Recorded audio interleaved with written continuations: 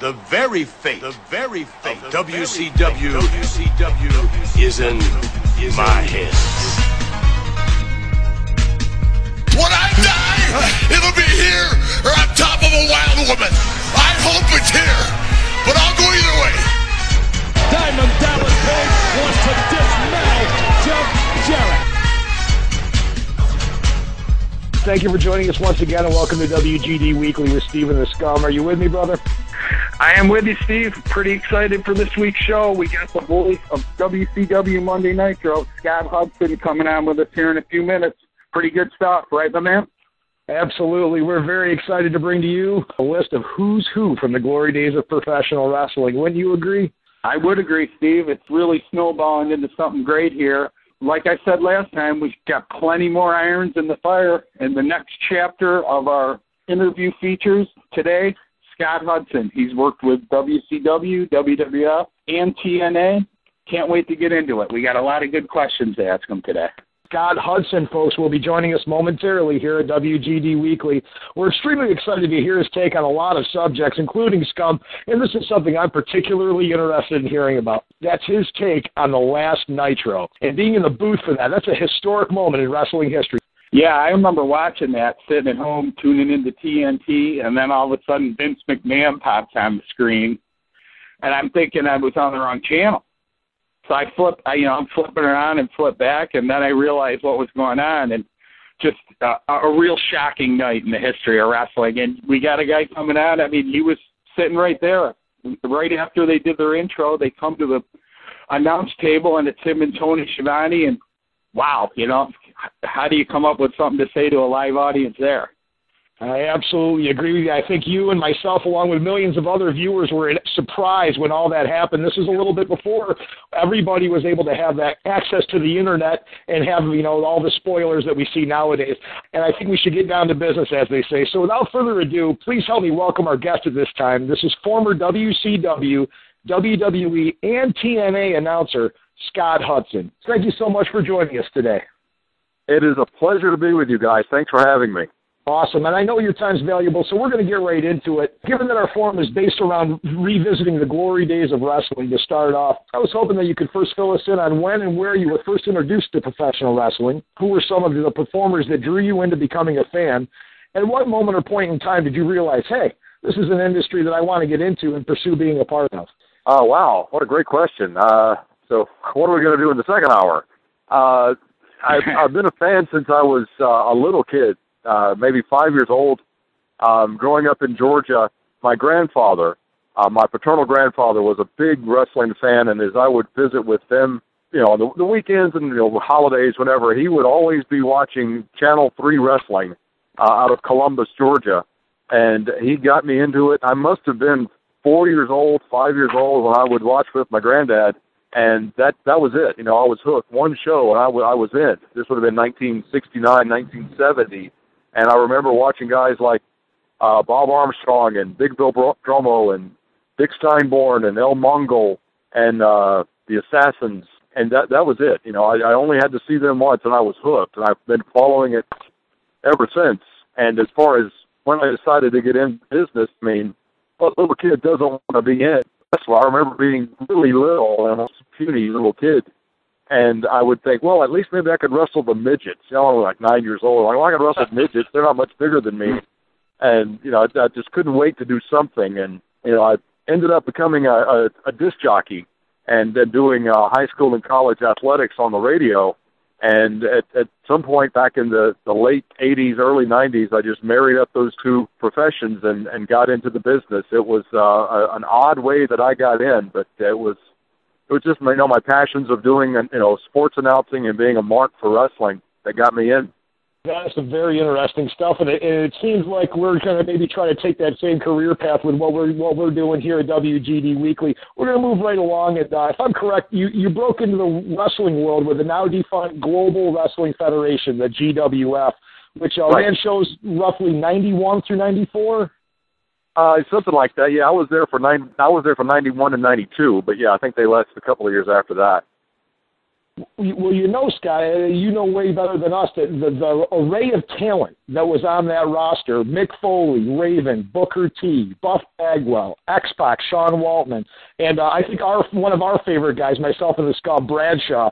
Bring us back to, if you would, to how initially you wind up in the broadcast position there at GWF, and getting back to those future stars. Were there any of the performers on that roster that you saw and you immediately thought, wow, this guy is going to be a star? Or was it more something surprising that there was guys down the road that made their mark in a somewhat surprising fashion? Great question.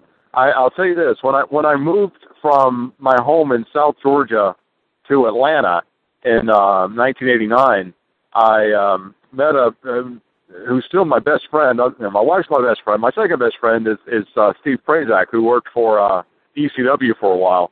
And when I hooked up with Steve at wrestling shows, we would just go find independent shows all over Atlanta. And at the time, they were all over the place. Every weekend, you could find 2 or 3, and we would go. I had a good bit of experience doing broadcasting, and so did Steve, as well as acting. He had done performing on stage before.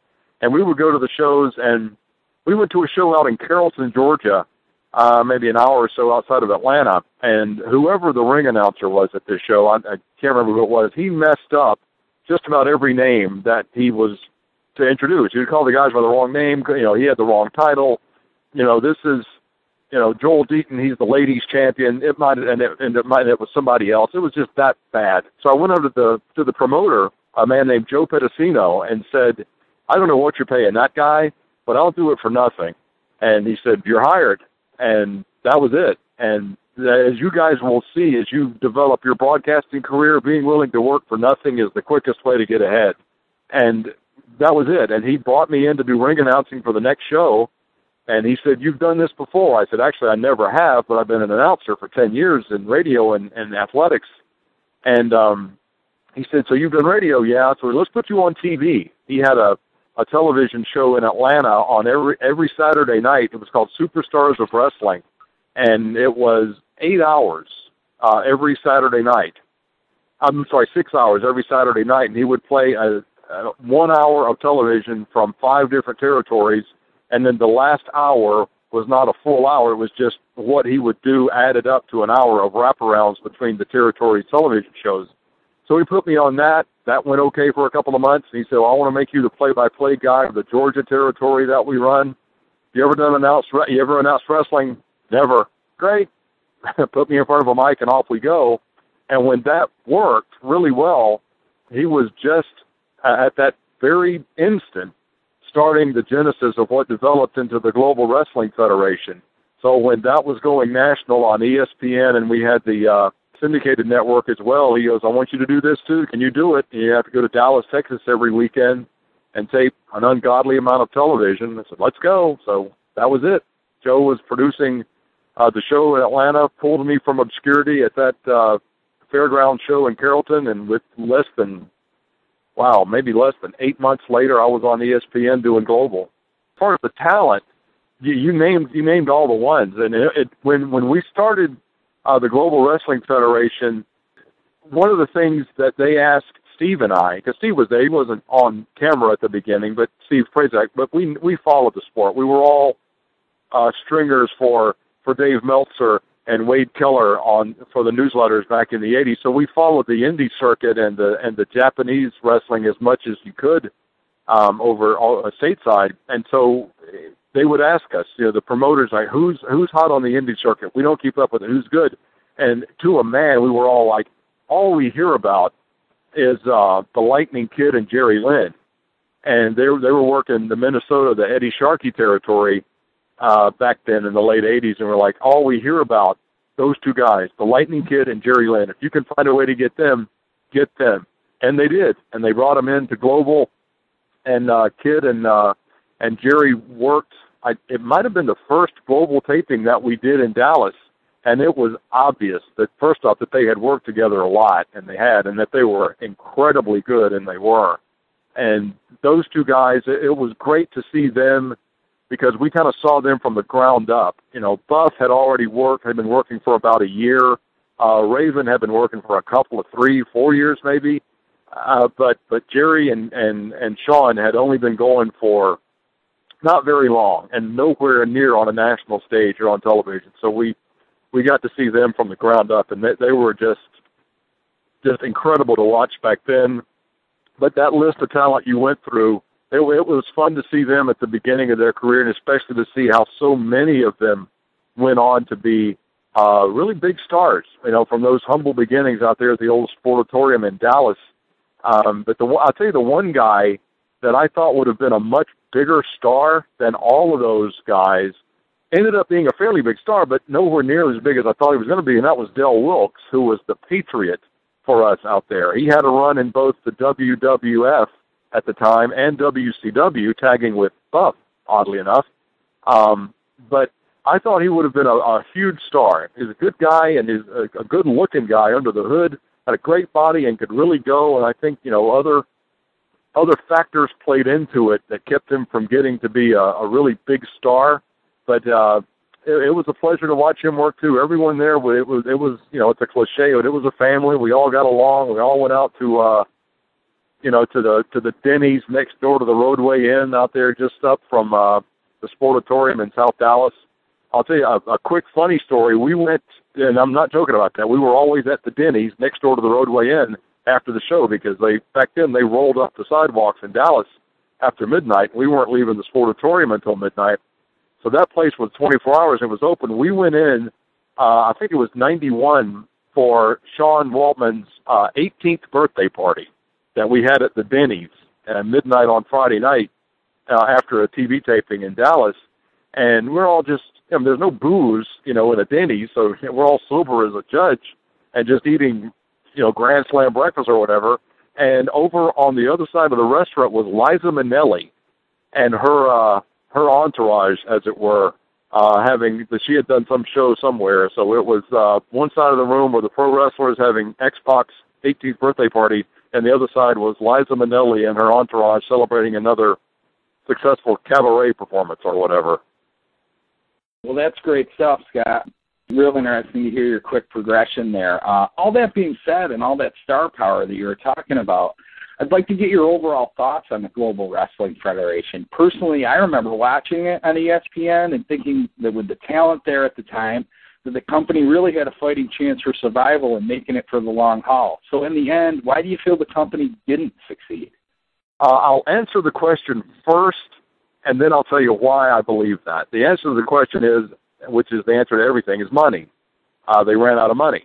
It was difficult to launch from the ground up without an ungodly amount of capital, and they didn't have that. But here's the explanation to it. Here in 2013, it's become well known and is now passed over into being a cliche, and that's the Nigerian telephone scam. The Nigerian email scam, where you get this email saying, I've got $80 million that I need to get out of Nigeria, but I don't have anywhere to put it. If I can use your bank account, I'll be happy to give you $1 million of it. And then I'll get my $79 million if you'll let me use your bank account, right? And back then there was no internet, and you just kind of, wow, this sounds like a great opportunity. I wonder how I got so lucky.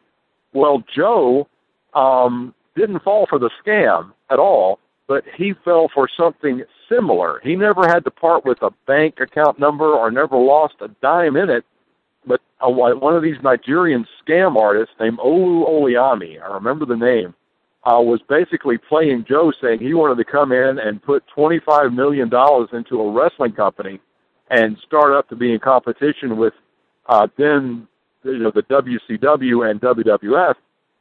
And so Joe was like, sure. So this guy's throwing around money, and basically he's a fraudster. I don't know if he ever had any money, but he certainly didn't have the money he was spending. I think he ended up in some kind of trouble for it.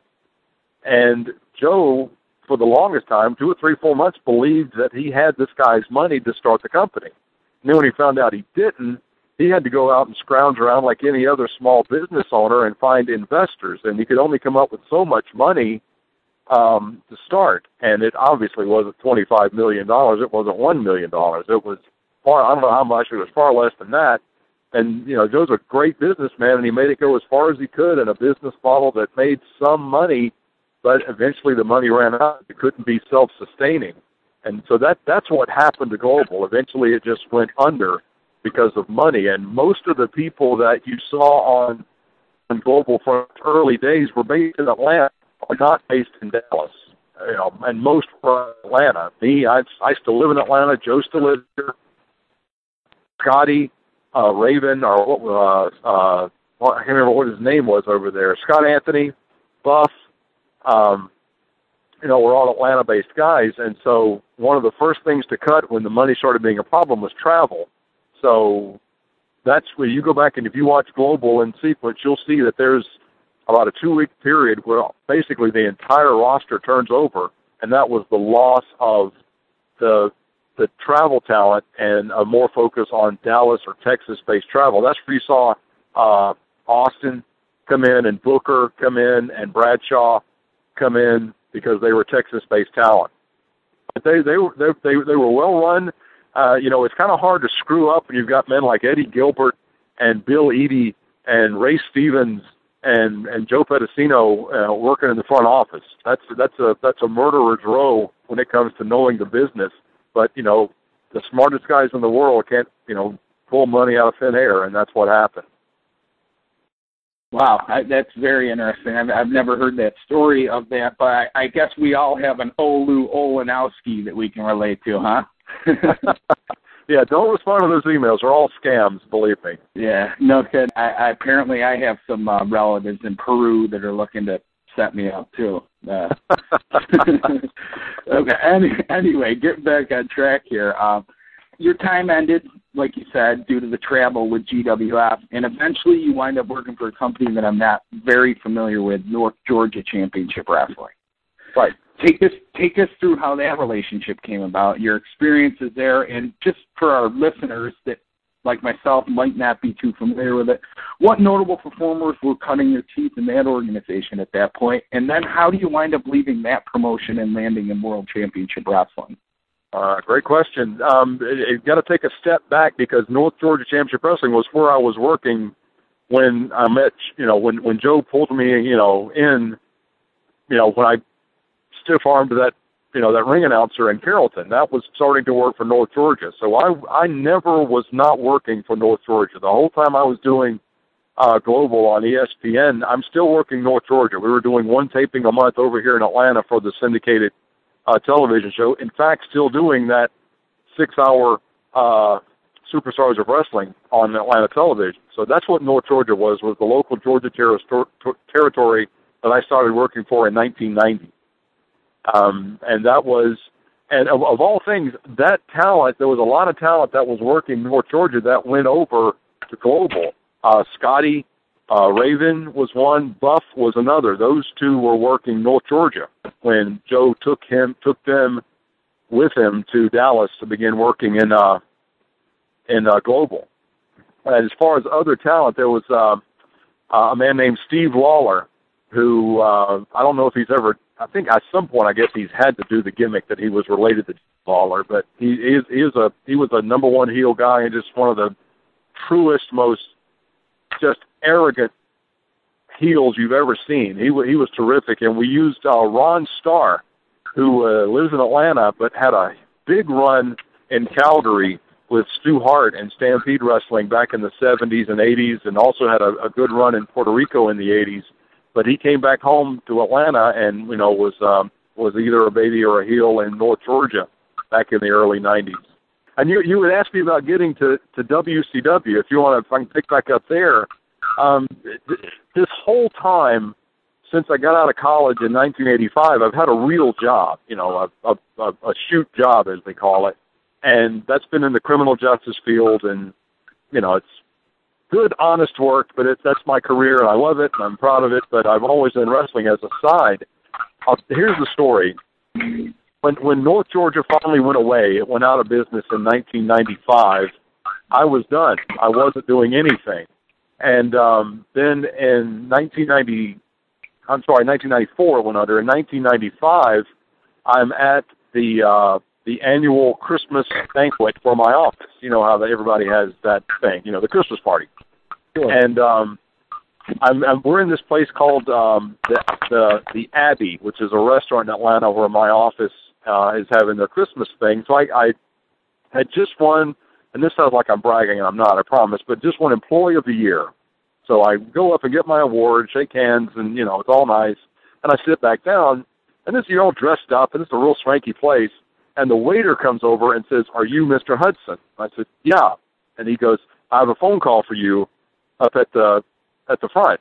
Wow, who the hell knows I'm here? This must be, death in my family or something serious. So I go up and hello, and all I heard was, "Scooter, this is DDP. I got somebody who wants to talk to you." And it was Paige, and he put me on the phone with Eric Bischoff. And Eric, who I'd never met, said, "We've got an opening for an announcer. We think you would do terrific. If you're interested, can I get you to come down to the studios at CNN Center tomorrow to do an audition?" And that was it. And I went the next day, and I was hired, and I started working there in January '96 and stayed until the bitter end. That's some unbelievable stuff, Scott. So suddenly now you're in the big leagues where the big boys play, as they say, for WCW. For someone growing up a wrestling fan, this has to be one of the biggest thrills of your career up to date. You're into an organization loaded with veteran stars. You've all seen them. You're all familiar with them. It's 96 now, early 96. You're walking in the door at WCW. First thing do you recall as being the most helpful to you in adjusting to your spot with the company? And what are some of your fondest memories from your early days there? And if you could ever imagine at that point, just coming on board, how big the company was going to be with the introduction of Monday Nitro and the unbelievable success achieved for that time, for a while by that promotion. You're right. As far as walking in the door, that day that I walked in when Eric had called me the day before and I walked in to do the audition, I walked into the lobby there in the studio in CNN Center, and there's no receptionist or anything like that. I just sat down in the lobby, and that's it. There's no desk or anything in there to go sign in or anything. You just sit there. And Keith Mitchell, who was a director and producer for WCW, stuck his head out the door and said, "Scott?" I said, "Yeah." And he goes, "We'll be right with you. Just hold on. I'll come get you right through this door when we're ready." I said, "All right, terrific." So I'm all dressed up because I'd come over during my lunch hour from my office. And, I sat there for like 10 minutes, and all of a sudden Keith sticks his head out and says, "Okay, Scott, if you're ready, we're ready." I thought, terrific. So I walked through the door, and I walked through that door, and then literally I'm on the set of WCW Pro Wrestling with Bobby Heenan, who I'd never met, ever. I just watched my whole life. And, he introduced himself to me as, "Hi, Scott, I'm Bobby Heenan." I said, "Brain, very nice to meet you. I'm Scott Hudson." And it was like, then I heard Keith over the loudspeaker in the studio say, "All right, Scott, you and Bobby are going to do the cold open to WCW Worldwide. It doesn't matter. Just make up a match that you're going to pitch to, but do an open, introduce yourself, introduce Bobby. You two go back and forth and throw to the match in 3, 2, and that was it. That's all I had to work with. And, and I knew it was 30 seconds. So I did just what they said, one take, perfect, and that was it. That was my audition. 30 seconds, it either worked or it didn't. And, they were going to say, "God, you suck, get out," or "You're hired." And they said I was hired. And then Bobby after that, I didn't get to work a whole lot with Bobby after that because they immediately put me on WCW Pro with Larry Zbyszko. And Larry was easily the biggest influence I had early on in WCW and actually throughout WCW. He was such a pro. He had been around for so long. He told me what to watch out for, who to look out for. Don't trust him. You can trust him, that kind of thing. So he took me under his wing from the very beginning. And I owe a lot to anything that I got to be in WCW to Larry for trusting me and, and liking me. And I liked him, and we got along and still get along. I'm still in touch with him and, email back and forth and call every now and then. But so I would say Zbyszko was the biggest influence. And after that, Tony Schiavone was just a godsend. Such a great guy and a professional and willing to help and willing to teach. And Mike Tenay as well. And, those guys were just always there and knew that I was new. And they didn't, it wasn't like they thought I was some kind of threat to their spot or anything like that because we all ended up, lasting until the end together. And, we were all, and kind of like a fraternity. They even put us in our own dressing room together. There was an announcer's dressing room and a wrestler's dressing room. So we had our own dressing room, which wasn't nearly as nice, obviously, but, we were a fraternity. We knew that we weren't, the athletes, and we weren't the ones people were paying to see, but we were the ones that the show needed to keep every show, no matter if it was Pro or Worldwide or Nitro or Saturday Night or Thunder or pay-per-views, that they needed us there. So they appreciated that. We appreciated being there. And I remember some advice Tony gave me, and as you guys go through your broadcast career, if you ever make it up to a big level, like I was lucky enough to, Tony's advice to me early on was a wrestling announcer will never bring in one additional viewer, but they can chase away thousands. And I always looked to that. How was I going to approach my job? I always remembered that advice. You're not watching to hear me or see me, but if I screw up, you could turn the channel. And that's the way I always approached how I did everything in WCW. Wow. Well, that's real interesting stuff. How's that for an introduction to the company? Here you go. Here's Bobby Heenan in 3, 2, 1, go. Right. That was it. But it was a baptism by fire. And I'll tell you guys, everybody in the world should do live television at least once in their life, because there's nothing like the pressure of that, but there's no drug in the world, and I've never done one in my life, so I can only take somebody's word for it, but there can't be a drug in the world that beats the rush of doing a live television show and doing it well. That just nothing beats that. When there's 6 million people out there watching you, and you knocked it out of the park as a team, that's a great feeling. I can only imagine. All right, so I'm moving along here. I'm going to fast forward to 1999. After the incredible run that Nitro had, WWF has caught up and taken an advantage of the Monday Night Wars. Suddenly, what was once unthinkable happens. Eric Bischoff has kind of cast aside that fall. WWF creative writing team of Vince Russo and Ed Ferrara are brought in. Personally, I see this as a fan as one of the most misunderstood periods in WCW. And at a risk of standing out from the crowd that is the majority of the internet wrestling fans, I really enjoyed those first 3 months of programming on Nitro, leading up to the reformation of the NWO, etc.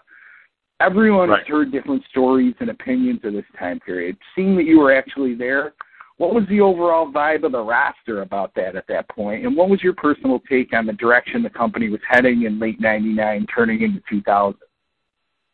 Great question, and I agree. It remains one of the great misunderstood eras in a wrestling company in wrestling history. And I think now it's becoming more understood that as you see what the WWE and TNA and Ring of Honor and the late great Chikara and Dragon's Gate and people like that are doing, that WCW in 99 wasn't as bad as people remember. And it actually wasn't bad at all. But the vibe was this, and this is the eternal question, and it might be one you're going to ask later. I hope I'm not getting out of turn here, but what killed WCW was colloquially letting the inmates run the asylum. You let people have creative control over their character. You let them dictate how many dates they would work, that sort of stuff. Instead of having one person in charge or even a committee in charge, you had the talent in charge, and that's what killed WCW. Not anything else, not the money, not the booking, not anything. It was that killed WCW. So during that period, there was a really, I don't know what word to use to describe it, but it was almost like mutinous vibe backstage in WCW, because you could just, it wasn't like one group against another group. It was like every person for themselves. And you weren't against another group. You were against everybody else in that room. Now, we, as announcers, never fell into that because we were contract employees of Turner or Time Warner or eventually AOL. So we didn't get into that. We just all, had fun and sat around catering and had a good time and prepared for the show.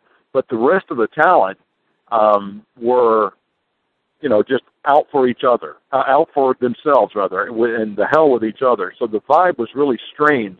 And when Eric left or was asked to leave, that was different because a lot of the people there had believed in that, not believed so much, but had put a lot of faith in Eric because Eric was the one that gave them this megabucks deal, and they were making a lot of money with, again, creative control over what their character was doing and how many dates they were working, and now the guy that had made that deal was gone. So their hackles are up, and they were ready to, get into a fight with the corporate hierarchy of WCW at the time. And then here comes Vince and Ed and Bill Banks, all three of whom came down from WWF, guys that they didn't know. Who were they going to push? Who were they friends with? Who do they hate? And so you had all this kissing up going on, while, kissing you on the cheek from the front, stabbing you in the back, with a knife. That was going on everywhere in WCW. And the sad truth is, none of that was necessary because Vince and Ed and Bill and eventually Eric all got along. And we all just wanted the company to succeed. And so all of that backstabbing and infighting accomplished nothing except to end up destroying the company. That those four guys, Bill and Ed and Vince and Eric, were going to be terrific together. The creativity and the management of that would have been off the charts, but the talent was so, I don't know if it's paranoia or what it was, but just so frightened of losing their spot and their money and their control that it just became infighting nonstop and almost like a tornado inside the dressing room. Man, that's a real shame. I was always a huge WCW fan, and I hated to see it go to the wayside, kind of how it did. That it's interesting to hear that from someone who was actually firsthand witness to all that kind of behavior. So that's going to bring me to your big break, your call up to the A show, and on April 10, 2000. Both Eric Bischoff and Vince Russo returned to Nitro, and they relaunched the brand. And once again, a period that, contrary to public opinion, you'd say, outside of maybe a spot or two that I didn't care too much for personally, I enjoyed very much. I thought the Ric Flair, David Flair, Russo feud made for some good TV. I enjoyed seeing Flair and Shane Douglas finally face-to-face, Mike Awesome showing up while ECW champion, seeing Booker T, Scott Steiner, and Jeff Jarrett finally get that bump to the world title level. All things I genuinely was tuning in each week, following along with. I found the New Blood Millionaires Club pretty solid. First off, if you could bring us back to how you found out that you were moving up to the Nitro broadcast team, and if you were given any reasoning behind that promotion, outside of obviously having the charisma and the voice and the knowledge that you proved you did before and once taken that seat. And then if you could give us your take on the relaunch and that whole era and the angles that followed. What were some of your favorite or more memorable storylines and matches you called during that period? Oh, first, thank you for the kind words. That means a lot. And as far as how I got notified, like everything else in WCW, not just for me, it was a phone call from Eric. How did you find out? Fill in the blank. There was a phone call from Eric. I found out that I was doing Saturday nights. In 1998, phone call from Eric. He called me one day and said, what are you doing Friday? I said, whatever you want me to. And he said, well, I want you to come in and host Saturday night. Well, at that time I thought, well, is Mike out of town or is Tony not available? And then he told me that it was, we're going to make this your show. And I said, wait a minute, my show? And he goes, yeah, it was Gordon Soley's, it was Tony Schiavone's, and that was yours if you'll do it. I said, well, hell yeah, I'll do it. So yeah, I'll be there Friday. That was it. And it was mine until it ended. And with Nitro, in 99, they wanted Tony off television for 2 weeks, and they never told me why. But they said, we want you to host for 2 weeks. We just want Tony off the TV for 2 weeks. I don't know why. I would be speculating either way, but they said, can you do it? I said, sure. And they just live, you've never done live TV. Are you sure you can handle it? I said, I'll do it. Yeah, I can handle it. So they took me up to, I think the first one was at the Mark of the Quad in Des Moines, and I did the first Nitro. Went great. And, I thought it was easy. It was just another show. I loved it. And made all the, hit all the marks, made all the spots. Everything went great. So the ratings went up. And Eric came and said, hey, you did great. The ratings actually went up. So we'll see how next week goes. Great. So then I go down to Memphis and do the second show. And ratings went even higher up. And so that was it. That was the 2 weeks they wanted me off. And I thought, okay, well, terrific. And, that was fun. I'll, go back to work, go back to Saturday night and everything else. And so then Eric calls and says, we can't just not have you on the show. We've got to get you off the show. I said, okay, whatever you want. And he said, well, come to Rockford, Illinois, and we'll figure out a way to get you off the show. All right, so I'll go to Rockford. And they ended up having the storyline was that during the show, I was going to be really all over Rick Steiner on the commentary because he's such a legitimate athlete and he's such a true professional wrestler and knows what he's doing. Why does he have to have chains and chairs and all this other stuff? And so then Rick was going to come out and just beat the hell out of me and injure me, and that's how I was going to get off the show. So we did that. Rick and I worked it out. He came out, pulled me away from the desk, pulled my headphones off, and pulled me into the ring. And, when we were working it out beforehand, he said, what can you take? What can you do? I said, I can do anything. I said, and don't work soft with me. I was an athlete in school and stuff. I can handle whatever you do. And, man, he okay. He took me in there and beat the hell out of me. And then I'm laying in the ring, and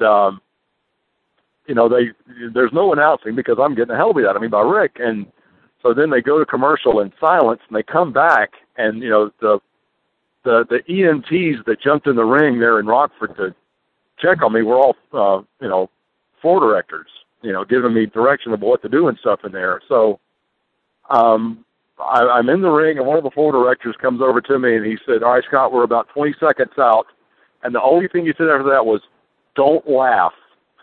And the reason why was there was a camera like 4 inches from my face. And when they came back, they showed my face and pulled back as they were putting like a neck brace and a back immobilizer on me and cart me out. And Eric came down and finished doing the show as the announcer to get me off the program. So anyway, from that, it went to, I get a phone call from Eric. We want you to start doing Nitro. And I said, oh, wow, great, when? He goes, Monday night in Denver for the relaunch. And that was it. I, found out like maybe Thursday that I was back on Nitro and showed up in Denver and did the show. That's incredible stuff. You actually had the opportunity, like your first mentor that you met at WCW, to actually rock a neck brace. You're right. That's exactly right. I didn't think about that. It's true. The neck brace, even back to the days of Andy Kaufman, great visible prop for pro wrestling, and I think that as a fan of an older wrestling, the neck brace is often undermentioned as one of the best props ever in the business, in my personal opinion. I agree. I'll tell you a quick story. They wheel me out. They put me on a gurney, and the whole drill. I mean, they really built it up because I'm supposed to be gone. Period. Not like coming back at the end of the show. I'm done. And so they put me in the ambulance. They follow me. I give a thumbs up to the crowd. The only thing I can move is my thumb. And the crowd goes crazy. And they put me in the ambulance. They show the ambulance doors close. The ambulance peel off with me in the back, and the EMT's in there. When they get out of the parking lot or the catacombs of the building in Rockford, they keep going, and one of the EMTs comes up and goes, all right, let's get you out of that. And I said, all right, great. So he pulls the neck brace off and gets me off the immobilizer, and he goes, what time have you got to be back? I said, I don't. I'm dead. I'm not going anywhere. And he goes, oh, thank God, because do you mind if we swing by the drugstore? I got to get some cigarettes. So me and the EMT show up in an ambulance at the CVS, and he goes in and gets cigarettes, and I'm sitting in the back of an ambulance, talking about how I just got killed by Rick Steiner. Then we ended up going back to the building and, went back to the hotel. That is some fantastic stuff. This is what we're looking for here at WGD Weekly. We always love to have our guests come on and tell some of the best stories from the glory days of professional wrestling. We're going to move on here, and you're at Nitro. You're one of the hosts, and the unthinkable happens. and what would inevitably turn out to be the final episode of Monday Nitro. The show comes on the air, and there's Vince McMahon, rubbing his hands together, informing the world that he has purchased WCW. Again, now, this is an often talked about moment that many who were working with WCW at the time had claimed that they didn't even know of the sale.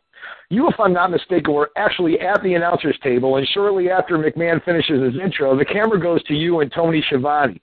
What is your initial reaction in a spot like that, assuming that it is true and the employees were in the dark of the sale? How do you absorb this stunning news and address a live television audience immediately? Then, at the risk of asking a question that's probably a little bit cliche, give us, if you don't mind, some of the reactions that you might remember from some of the other members of the roster that night at Nitro. Well, we knew about it. We knew about the sale. We knew that it was going to be our final Nitro. We got that word, I think, the Thursday or Friday of the previous week. And we knew that going to Panama City Beach on at La Vila was going to be the last one. And we knew that Vince was buying it. We knew all of that was happening. Shane was there. Bruce Pritchard was there from the WWF, and a few other suits from the WWF were there, but we knew. And when we saw Vince come out, we knew. I mean, we knew all that was going to go on. So that wasn't a genuine reaction, but we had time to prepare. But we were supposed to act like we didn't know. So obviously we did a decent enough job at that. But as far as the reaction of the guys there and the staff, I mean, it's difficult for me to put it into words because I always had my career. I would just go back to my office on Monday morning and that was it. But for everybody else, it was their job. They were unemployed after that. And, some of the contract talent, are still going to get paid for the balance of their contract. But for, a lot of the crew and the folks that worked in the office, that was it. They were out of work and had to go find a new job somewhere. And, you felt for them, and there were a lot of tears from a lot of guys that you never would have thought were capable of shedding tears as we were, backstage and going through that show. And it was about an hour into it that the WCW portion was over. When we did Rick and Sting as the last match on Nitro, there was still another hour of Nitro after that, and that was basically a simulcast with Raw. And so, the show was still going on, and we were all backstage. I'll tell you this quick story. Panama City Beach is about 4.5 hours from Atlanta, and, we flew down there. And when the show was over, we're all saying our goodbyes to each other. When our part of the show was over, the show's still going on. So about, with about 30 minutes left in the show, Tony comes up to me and he goes, "What time's your flight tomorrow?" I said, "It's like 6 o'clock. And he goes, "You just want to go ahead and go?" I said, "I don't think we can get a flight at this hour." And he said, "No, I drove down. Grab your bags, let's go." So I threw my bag in Tony's car, and Tony Schiavone and I drove back to Atlanta, leaving about 11 o'clock from Panama City Beach. And we just spent the whole way swapping stories and reminiscing about, the company and the business and what we were going to be doing after this. And, it was a terrific trip, terrific ride. And, then it was over. And then we all got, that next, I think, Thursday or Tuesday, we all got frog marched into the WCW corporate offices to turn in our badge and turn in this, that, and the other, and sign paperwork and, all that stuff to be officially fired. Wow, that had to be difficult for some of the guys, I would imagine. Yeah. For me, it was okay because I had a career and, everything was cool, and I wasn't worried about where my next paycheck was coming from. But for literally everybody else, they did. And, I felt for them, and my heart went out to them. But, everybody landed on their feet eventually. Actually, very quickly. Yeah, there's a lot of talent there. But not to backtrack chronologically here, but being that Steve just hit you with a question about you being at the broadcast position and needing to, quote-unquote, stay with it or address a live viewing audience in an unpredictable spot, I guess I'd be kind of remiss if I didn't ask for your recollection of having to explain what had just transpired following the Bash at the Beach incident with Vince Russo and Hulk Hogan in 2000. Again, I think you can gather from the questions that I've asked you so far, I'm not in that crowd when it comes to hating on Vince Russo. I actually think it's a shame that people seem to vilify him for a select few moments, yet the same people conveniently ignore the fact that he had a big hand creatively in a lot of unforgettable and great moments, whether it was in WWE or in WCW. And, you know, people use that flimsy excuse, flimsy in my opinion, claiming that his work was filtered. So that being said, I'm not looking for a venomous Vince Russo comment here in response, but just your honest take on what transpired there in that situation, and again, your initial and immediate thoughts as to how you'd address it to the live pay-per-view audience without any time whatsoever to absorb what you'd just seen. Well, first, I'll say you won't ever hear me say anything bad about Vince or Eric. I had nothing but a great relationship with both of them to this day. In 2013, I would follow them into battle. If they wanted to, you know, start up a new company and all that, and they wanted me in, I'd be there. I have zero problems with either one of those men, and I would do whatever they wanted. I just think the world of both of them. As far as what happened at the Bash, unlike, you know, with Vince taking over Nitro that night in Panama City Beach, I had no idea that was coming. If you go back and watch that stuff with Hulk and Vince and Jeff down in Daytona, that was, you know, there are arguments on both sides as to whether or not that was a shoot or a work with those two. I don't know. I assume everything in wrestling is a work, but I don't know. That sure seemed like a shoot to me, but I can tell you 100% sure what Madden and Tony and I were doing at the announce table in the aftermath and during that was 100% shoot, because we didn't know it was coming at all. We had no clue. You know, what we heard at the end of the production meeting was that Hogan was walking out with the strap. That's all we knew. You know, Hogan's going over, Hogan's keeping the strap.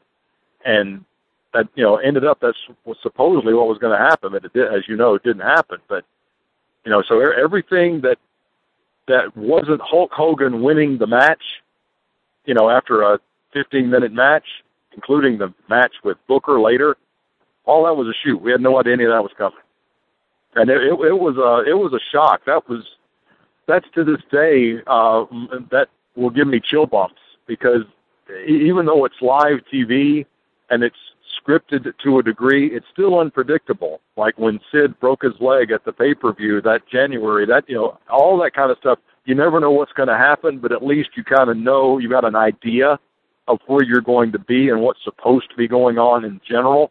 Well, that night, we didn't know what was next. We had a format in front of us that we basically could have shredded. You know, we didn't have to worry about sending it to commercials and hitting hard times, thank God, because it was a pay-per-view. But, you know, after all that went down with Vince and Hulk, you know, we just shredded the formats and just called it, you know, basically like a wrestler, you know, called it in the ring. We had no idea what was going on. We did the best we could.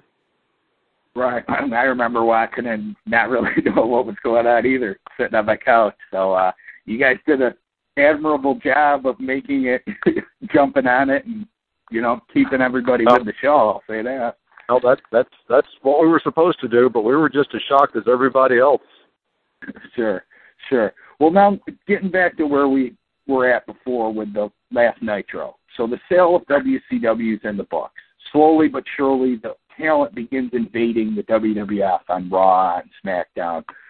Before a change in direction creatively, at least from what I've read, it appeared that, and it said that the plan was for WCW to remain its own entity. Seeming to prove this point is the night that you appeared on Raw at the broadcast position alongside Arn Anderson to call what was billed as a WCW-sanctioned match on Raw. Booker T defending the WCW title against Buff Bagwell. Seeing that you were the only actual member of the WCW broadcast team to be a part of that historic night, could you tell us first how the initial hiring your correspondence leading into the WWF appearance came about, and was there any reason behind you remaining with the company so briefly? Additionally, everyone seems to have their own opinion on this, so being that you were there again, what do you think went wrong as far as the whole invasion angle, and how do you think it could have played out better? Wow, boy, that's a loaded question. As far as getting hired, when WCW went under, the WWE sent a good many of their executives down to Atlanta and did interviews with just about anybody in WCW that wanted to have one. or they ask you to come in if you would. And so I went. It was at the Ritz-Carlton up in Buckhead, part of Atlanta, and I, showed up at my agreed-upon time, went to the meeting room, and I met with Jim Ross. And basically, Jim was, Scott, we'd love to have you. I said, look, I have no desire, none at all. So then I had my hour, so that took 20 seconds. And so Jim and I then spent like an hour reminiscing about UWF. So that was great. And so I wasn't going. So I was done. Well, then about 3 months later, I get a call from Kevin Dunn at my house. Scott, it's Kevin Dunn. We got an idea. We want to use you on something. Can you come up? So I went up, did an audition at the WWE headquarters in Stamford, and boy, they put me through my paces. I mean, I had to do 30 minutes of doing, tosses to house shows, stand-ups, doing promos for house shows. I had to call. There's a videotape out there of an hour-long WWE television program that is. I did the play-by-play, and Michael Hayes did color. That we did during my audition day. I don't know whatever happened to that, but I wouldn't mind having a copy of that. And then I had to do interviews, and I interviewed, I was supposed to interview The Rock.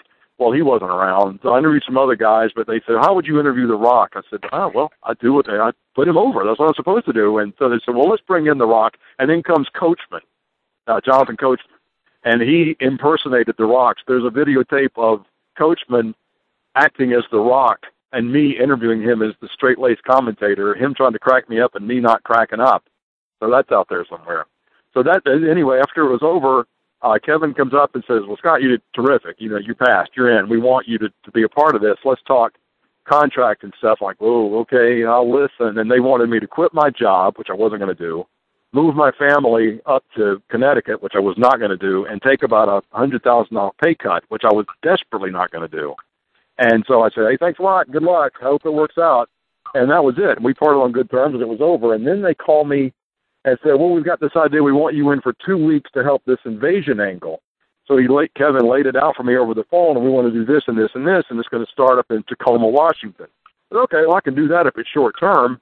And so then I went out to Tacoma and did, the 2 weeks, and that's what I was supposed to do. I did Tacoma, and then the next one, of all places, was in Atlanta. And that was all I was ever supposed to do. I think the idea was that the invasion would lead to WCW becoming its own television program. And what Kevin told me was the initial idea, before I told him I wasn't interested, was to have me and King Lawler host the WCW program. But again, all that went south after that Booker and Buff debacle there in Tacoma. And you asked me what went wrong. That question is so easy for me. And it's that Booker and Buff worked a WCW-style match.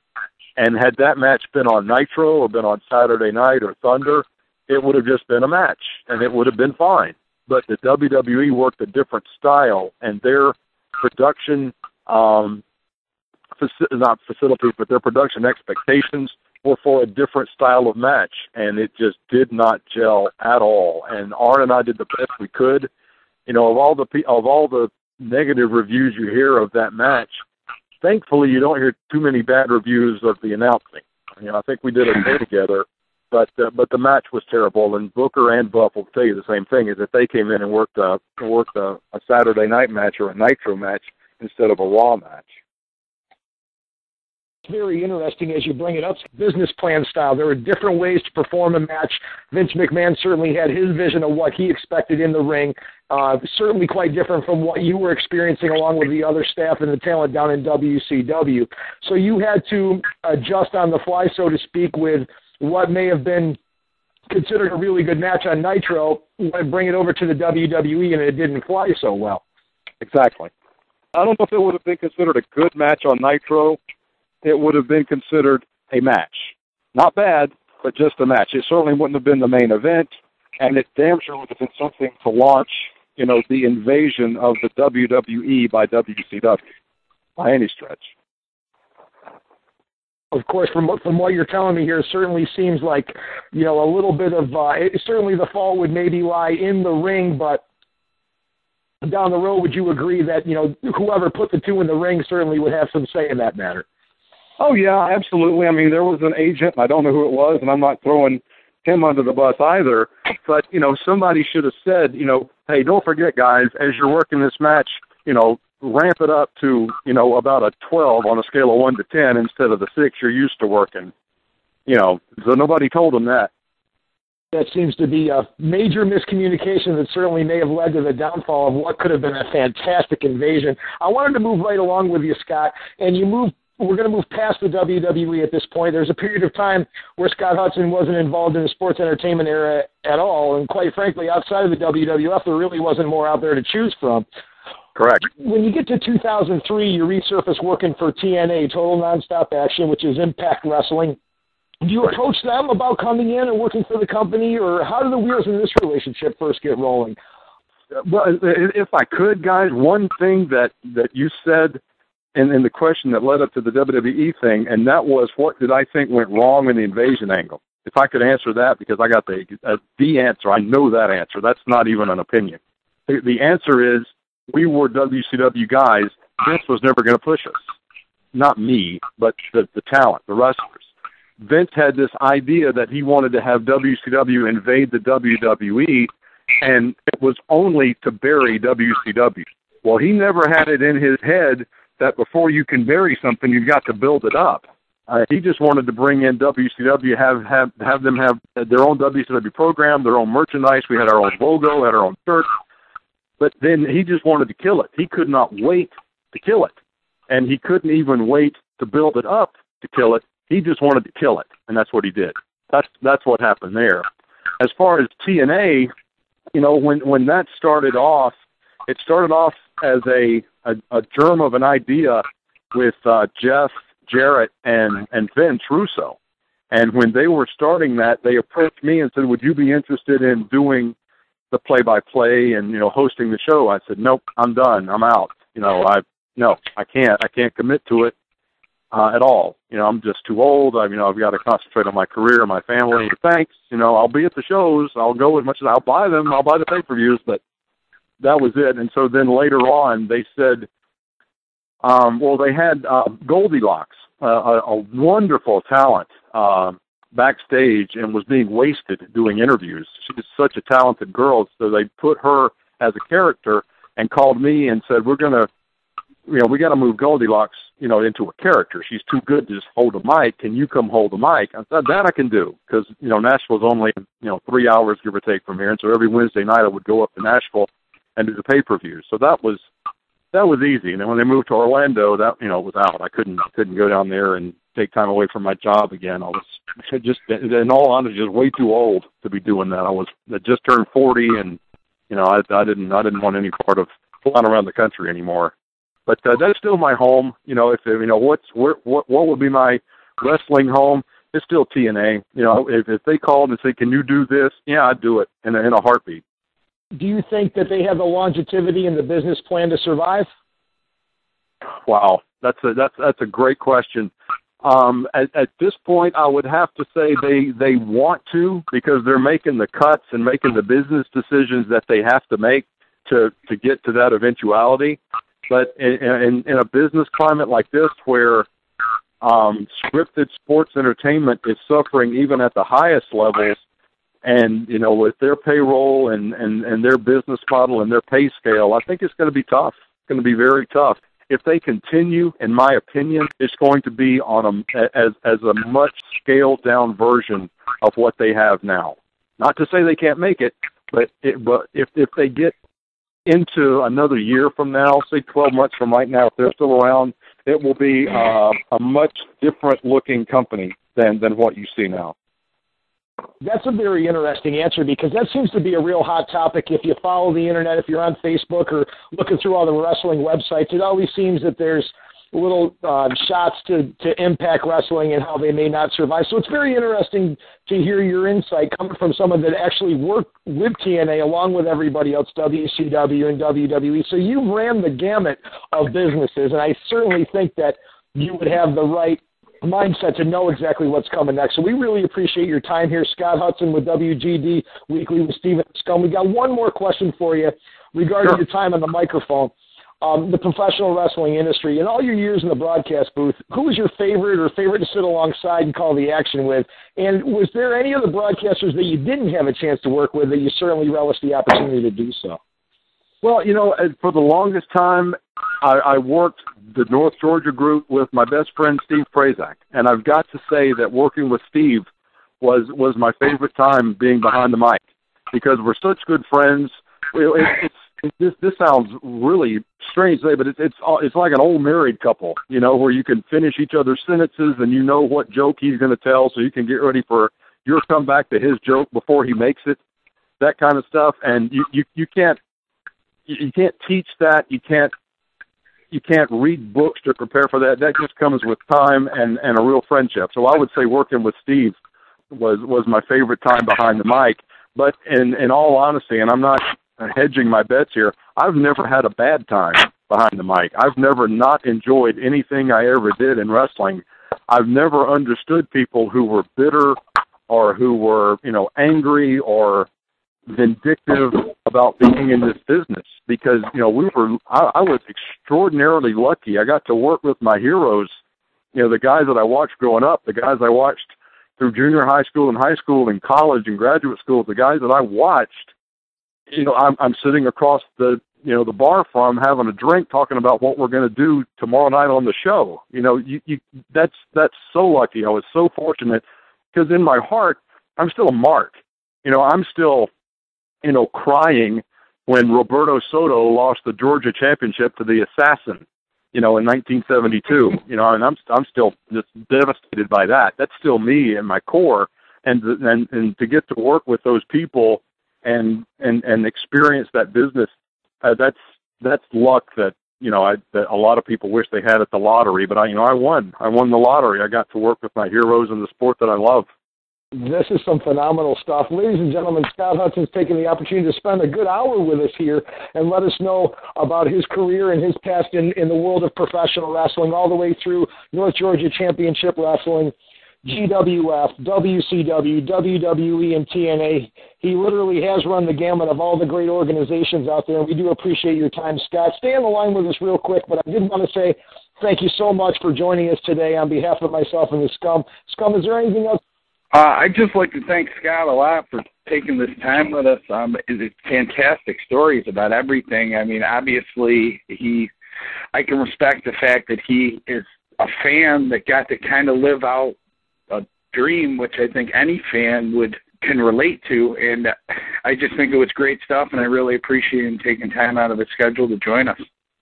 It was my pleasure, guys. Thank you for having me. Once again, Scott Hudson with WGD Weekly with Steven the Scum. Thank you so much.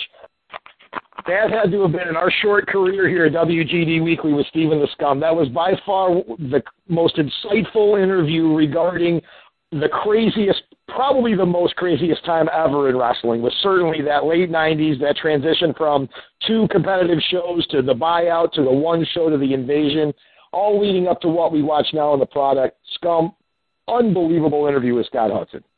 Yeah, again, thank you to Scott Hudson. That was fantastic. I mean, obviously the guy grew up a wrestling fan.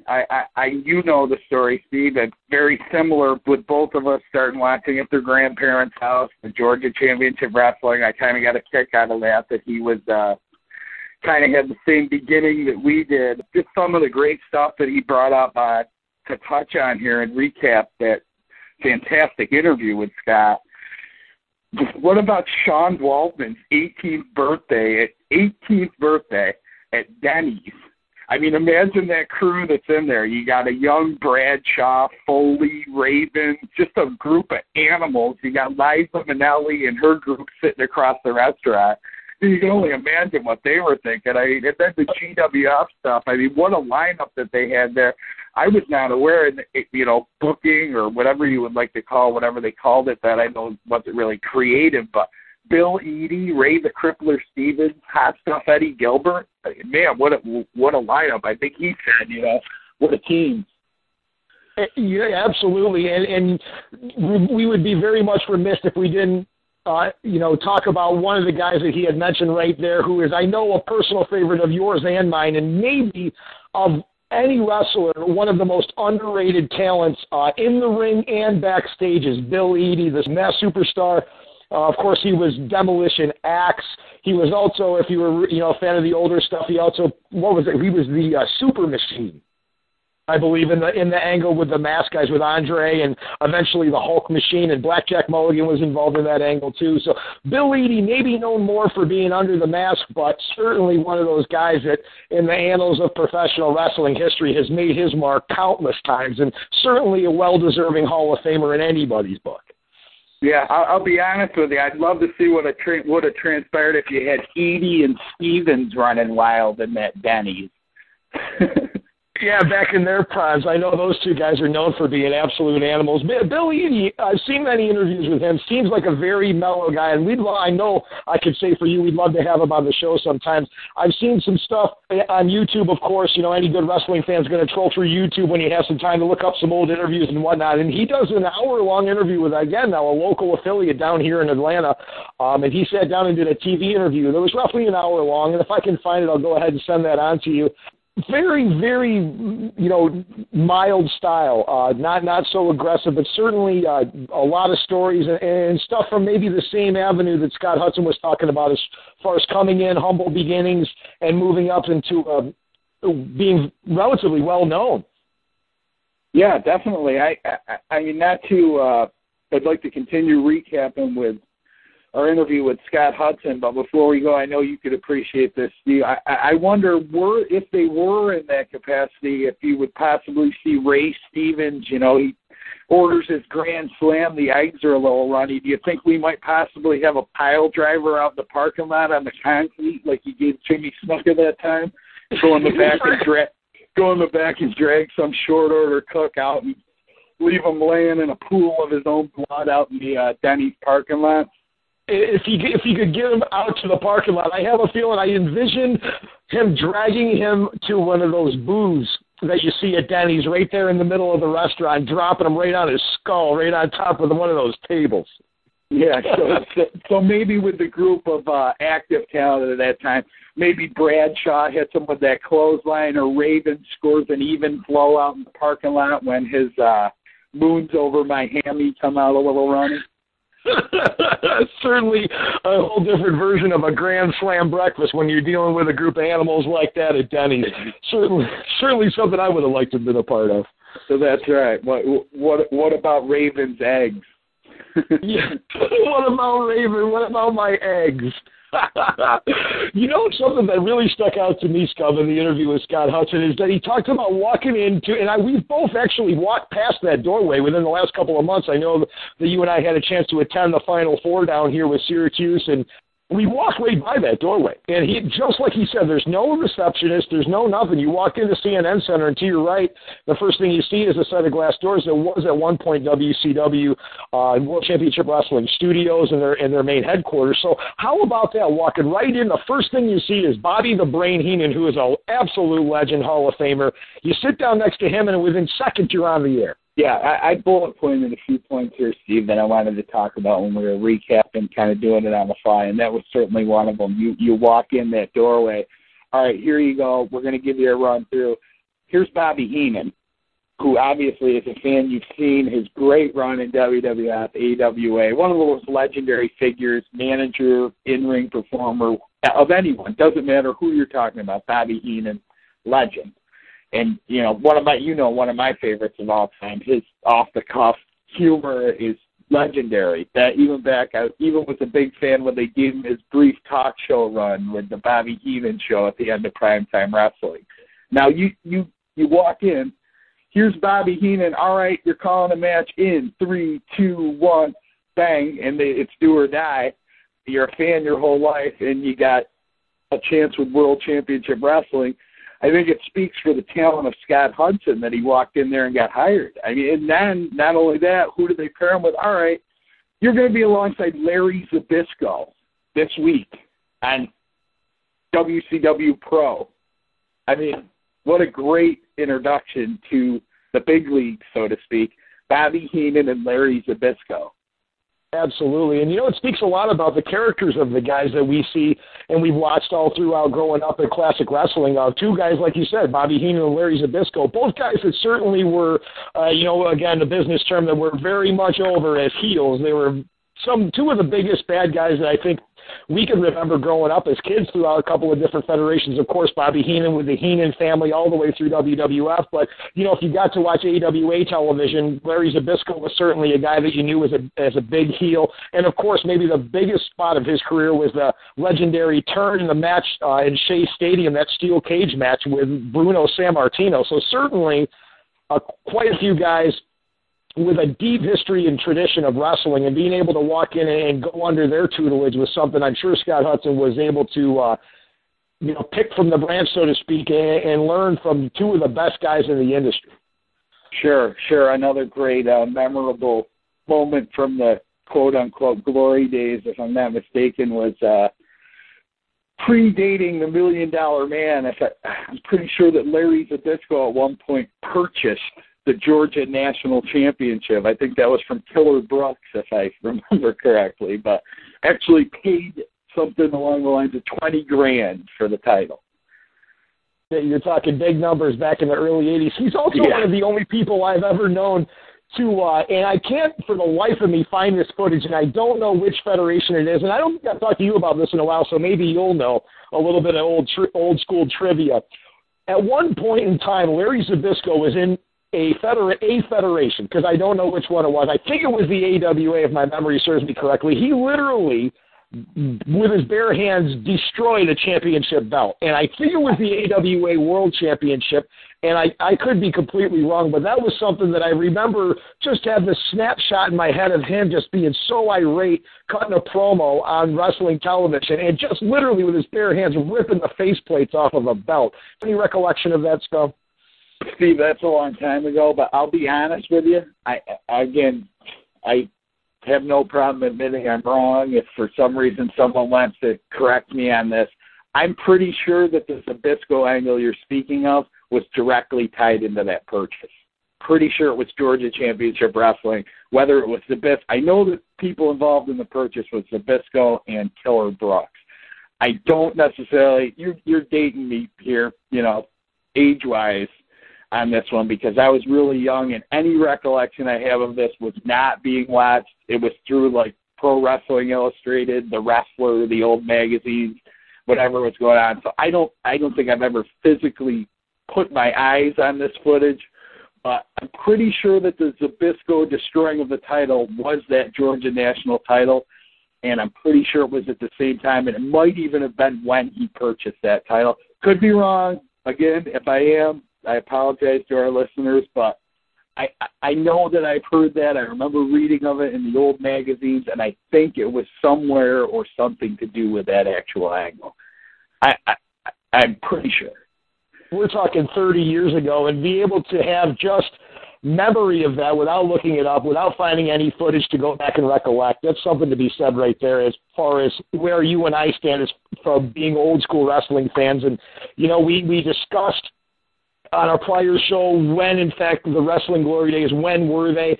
And certainly that is right in the heart of the glory days of wrestling. Larry Zbyszko destroying a title belt. That's certainly something you don't see anymore on television. I thought it would maybe be a good angle had The Rock not just simply brought in that new WWF belt. I thought it would have been a pretty good send-off for that toy they used, that spinner belt, to maybe see if somebody destroyed it or backed over it with a truck a la Stan Hansen. But, then again, you can wish for a lot on wrestling television nowadays, but when you own everything and you own the world like Vince McMahon does, I guess he doesn't have to answer to anybody, and whatever angle we get is the one we're going to get. Yeah, maybe they could have taken The Rock back to his early days of a bad guy early on in the Austin feud. Maybe he could have showed up on a bridge somewhere and tossed that thing in the river like Austin did to him with the Intercontinental title. You know what? Ironically enough, I saw that footage not too long ago. There was a point in that whole feud where The Rock actually threw Stone Cold over the bridge. Certainly not in real, but that was some funny stuff. The angle where things were getting tossed over a bridge and Jim Ross going nuts in the background. Now that is some entertaining stuff. It's a classic moment in wrestling history for sure. Absolutely. Steve, to get back to our special guest today, Scott Hudson, a couple more things that I wanted to touch on recapping before we get ready to sign off here. First, I thought it was really interesting when he said the people who helped him out. He talked about working with Tony Schiavone, a comment that he said that he always lived by in his time in the world of professional wrestling. He said that Tony Schiavone told him early on that just always remember, a broadcaster or announcer can't bring in one single viewer to our audience, but you can chase away thousands in a second. Now, I was just going to say that because we're starting out here. We're pretty excited about the show and the direction it's going in. And I just wanted to say to you, I really apologize if earlier on when I was talking to Scott, I kind of laid my cards on the table. Like, showed a little bit of a support for the Vince Russo era. And Vince Russo overall is a creative mind. Personally, I brought that up. I hope that no one was put off, but I'm a fan of the guy. And, I think that he's misunderstood, and I think that he's unfairly scrutinized. I think that there are some moments that you can't debate weren't necessarily the most logical choice, but overall I think Vince Russo did an awful lot of good stuff. So I'm just hoping that my support and my showing of support for him here on the show today isn't one of them moments where I chase away thousands of our viewers, or as Mick Foley might have said when The Rock would say to millions of fans, chase away the dozens of our viewers. How's that? Well, I'll have to tell you that you may be a little bit more vocal in your support in this episode, but I'll tell you what, I'm right there with you. I think Vince Russo, Ed Ferrara, both of those guys absolutely get pummeled on the internet, and that's because I think a lot of people just simply didn't understand what was going on. You're in a time frame where all of a sudden now you have the internet, you have different outlets to broadcast your product, you have different outlets for fans that tell you how they feel about your product. So this is the testing ground, and you have to look at this almost the same way that you would when wrestling first was able to be on television. Wrestling became a popular mainstay on television simply because they didn't have the programming. Now, it certainly was a little bit different in the late 90s when there's plenty of programming, and that shock TV was certainly the it factor. There's trial and error there, and I certainly supported everything they did. Now, granted, like you said, there were a couple of spots, and I think that Oklahoma one comes to mind for me, and I could maybe speak for you as well. I wasn't too fond of that, but you know what? There's things that Vince McMahon done over the years. I got one word for you, gobbledygooker. Everybody throws a stinker every now and then. And, the funny thing is a lot of these people are out there, hating on Vince Russo while wearing a DX shirt. Right. Well, Steve, like you were saying, here's the thing is it seems that that's who's brought up when they talk about throughout wrestling, throughout history, throughout all of the years of television programming in the world of sports entertainment, everybody's had a stinker. Everybody's had an idea that didn't work in creative, in writing, in booking, in different things. It happens. But I think that's what bothers me most about that whole take. You never hear anyone come on and say the good that he did. You never hear someone come on and say, they might talk about it, man, that was great when Austin pulled into the Joe Louis Arena driving the Zamboni and jumped off it at McMahon. Classic moment. You never hear him say, D-Generation X. People are sitting there to this day when they come out and do their shows, and Michaels and Triple H are out there. Every person in the crowd goes nuts when that music hit. Those are things that went on that say what you want. Come up with your excuse because you don't like the guy or for whatever reason you buy into what people are writing about him on the internet. Those are his doing. I don't want you can say there's a filter, McMahon overseas, whatever. The guy, my problem with it is, sure, there's criticism. As a fan, people are going to criticize. My problem with the issue is he never gets the credit that he deserves. Okay, you criticize the guy, you don't like this. Give the man his credit, and I think that's where it's a really unfair take on it. Again, he's not my favorite personality to ever be in the business, but I just think more so than anyone else in the day and age of the internet wrestling fan that guy is scrutinized unfairly, and to me it's bothersome to be the way that he's treated. I completely agree with you. He's only responsible for a very small moment in time when it comes to the overall span of professional wrestling that's been around since how we know it's been around since the age of the television. And trial and error is certainly something that you have to do when you're dealing with a live broadcast. And also, to touch on what you were saying, a lot of people say, well, Vince McMahon filtered what Vince Russo had to say. I don't agree with that. What I agree with, and I would settle it with this, and I would say that this is Vince Russo's words now, and you and I have both seen countless interviews with him. Like we both said, we're fans of the man's work, and we've done a little bit of follow-up. The only thing that Vince Russo and Ed Ferrara have ever said regarding Vince being a filter system or someone that edited his work, he always said that Vince McMahon would add just these slight little nuances to take something that was good and make it absolutely great. And that was almost a quote from him. I believe that you go back and read some of his interviews, you'll find out that that's exactly what he says. I would bring something to Vince McMahon, and he would say, but what if we did this? Just this little extra thing, and it would be fantastic television. So I think, again, to agree with your point, he doesn't get any credit for some of the best moments ever in wrestling. You talk about Joe Louis Arena. That angle kept going forever, and I'd be willing to bet that we have not seen the last time that Stone Cold Steve Austin drives into an arena on a vehicle. That is all Vince Russo's architecture. I would always welcome that, but Steve, like you were saying, I don't know the exact quote or the exact comment. I've watched, the shoot interviews or the different stuff involving Vince Russo. And I would agree to the point, I don't know, quote unquote, what he exactly said there. But the thing is when he said, he might take and, maneuver a little and make it better or whatever, again, that wasn't happening every show 52 weeks out of the year. Maybe McMahon might have taken something and tweaked it a little bit, but there's no way that Vince McMahon was sitting there when these guys were writing 52 brand new programs every week, and every time was tweaking it like that. I'm sure they had to run it by him, but again, a lot of that stuff I'm sure was theirs, and we can move on now, but just being the fact that this came about in our discussion, I just think that it's a shame that the man doesn't get credit for what he does, especially given the harsh criticism that he's taken over the years. I would agree with you, Scum. I'd say harsh criticism is certainly an understatement when it comes to Vince Russo and Ed Ferrara. Yeah, well, that's my only point with that. I just think that everyone deserves a fair shake, and I don't really think they got one. Steve, before we sign off here, a couple more things of interest. I really thought it was interesting when Scott Hudson brought up the fact that if WCW was to relaunch the idea with to have him and Jerry the King Lawler as the host, I thought that was interesting. How would that have played out? And lastly, I thought when he said, the last question you asked him about his favorite broadcast partner, and it was his friend, Steve, and there they were playing off one another on the air, North Georgia Championship Wrestling.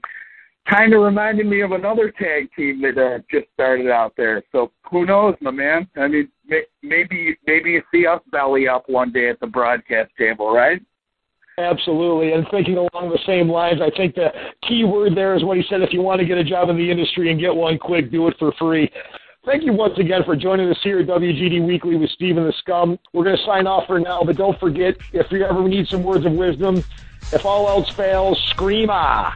And if that doesn't work, you can always scream huss. We'll see you next time, folks, on WGD Weekly. I'm Steve, along with the Scum. We'll say see you later. Hey, this is former WCW, WWE, and TNA announcer Scott Hudson, and you're with Steve and the Scum on WGD Weekly.